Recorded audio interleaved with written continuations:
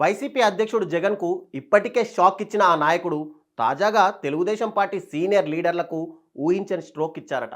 తనతో పాటు మరో 12 మందితో కలిసి ఫ్యాన్ పార్టీకి బాయ్ బాయ్ చెప్పిన ఆ నేత తనకు చెక్ పెట్టాలని చూసిన టీడీపీ సీనియర్లకు వ్యూహాత్మకంగా జలక్కిచ్చారంటున్నారు. కీలకమైన తన పదవి కాపాడుకోవడానికి ఆయన వేసిన ఎత్తుగడతో పసుపు నేతలు అవాక్కయ్యారంట.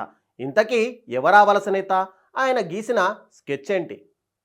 Shri Vijaya Visakha milk producers company limited Visakha డైరీగా పాపులర్ అయిన ఆ సహకార సంస్థ చైర్మన్, వైసీపీ పశ్చిమ నియోజకవర్గం మాజీ ఇన్ఛార్జ్ అడారి ఆనంద్ కుమార్ వైసీపీకి రాజీనామా చేసిన రోజుల వ్యవధిలోనే బీజేపీ తీర్థం పుచ్చుకున్నారు.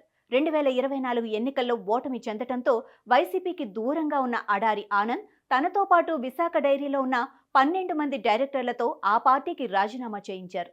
కూటమి ప్రభుత్వం అధికారంలోకి వచ్చిన తర్వాత విశాఖ డైరీలో జరుగుతున్న అవకతవకలపై హౌస్ కమిటీ ఏర్పాటు చేయటంతో ఆయన ఈ నిర్ణయం తీసుకున్నట్లు ప్రచారం జరిగింది. విశాఖ డైరీలోని తమ ప్రాధాన్యాన్ని, ఆస్తులను కాపాడుకోవటానికే అడారి ఆనంద్ కాషాయ కండువా కప్పుకున్నారని టాక్ నడుస్తోంది. ఉత్తరాంధ్రతో పాటు గోదావరి జిల్లాలో విశాఖ డైరీ పేరు తెలియని వారు ఉండరు. 2,50,000 మంది పాడి రైతులతో లాభాల్లో నడుస్తున్న విశాఖ డైరీ వ్యవస్థాపకుడు అడారి తులసీరావు వారసుడిగా అడారి ఆనంద్ కుమార్ విశాఖ డైరీ చైర్మన్ బాధ్యతలు చేపట్టారు. 2019 ఎన్నికల్లో అనకాపల్లి నియోజకవర్గం నుంచి టీడీపీ ఎంపీ అభ్యర్థిగా బరిలోకి దిగగా ఆ ఎన్నికల్లో ఓటమి చెందటంతో కొంత గ్యాప్ తీసుకుని వైసీపీలో జాయిన్ అయ్యారు. 2021 నుంచి విశాఖ పశ్చిమ నియోజకవర్గం వైసీపీ ఇన్ఛార్జిగా బాధ్యతలు నిర్వహించారు. 2024 ఎన్నికల్లో వైసీపీ నుంచి బరిలో దిగి ఓటమి పాలయ్యారు. 2024 ఎన్నికల్లో కూటమి ప్రభుత్వం భారీ విజయం సాధించడంతో అప్పటి నుంచి వైసీపీకి, రాజకీయాలకు పూర్తిగా దూరంగా ఉంటూ వచ్చారు. 2024 ఎన్నికల్లో పశ్చిమ నియోజకవర్గం నుంచి వైసీపీ అభ్యర్థిగా పోటీ చేసిన అడారి ఆనంద్ కూటమి అధికారంలోకి వస్తే పార్టీ మారిపోతారని అప్పట్లోనే ప్రచారం జరిగింది. 2019 ఎన్నికల్లో టీడీపీ నుంచి, 2024 ఎన్నికల్లో వైసీపీ నుంచి పోటీలో దిగిన అడారి ఆనంద్ సడన్ గా బీజేపీలో చేరటానికి విశాఖ డైరీనే కారణమంటున్నారు. ప్రతిరోజు 8,50,000 లీటర్ల పాలను సేకరించి వ్యాపారం చేస్తున్న విశాఖ డైరీ ఆస్తులను అక్రమాల ఉచ్చు బిగుసుకోకుండా తన సొంత ఇమేజ్ను కాపాడుకోవటానికే ఆయన కూటమి బాట పట్టారని తెలుస్తోంది. విశాఖ డైరీ ఆస్తులను మళ్లించి ఎన్నికల్లో ఖర్చు చేశారని అడారి ఆనంద్పై ఆరోపణలు వచ్చాయి. దానికి తోడు సొసైటీ కింద ఉన్న విశాఖ డైరీని తర్వాత కార్పొరేట్ సంస్థగా మార్చేశారన్న అభియోగాలు ఉన్నాయి.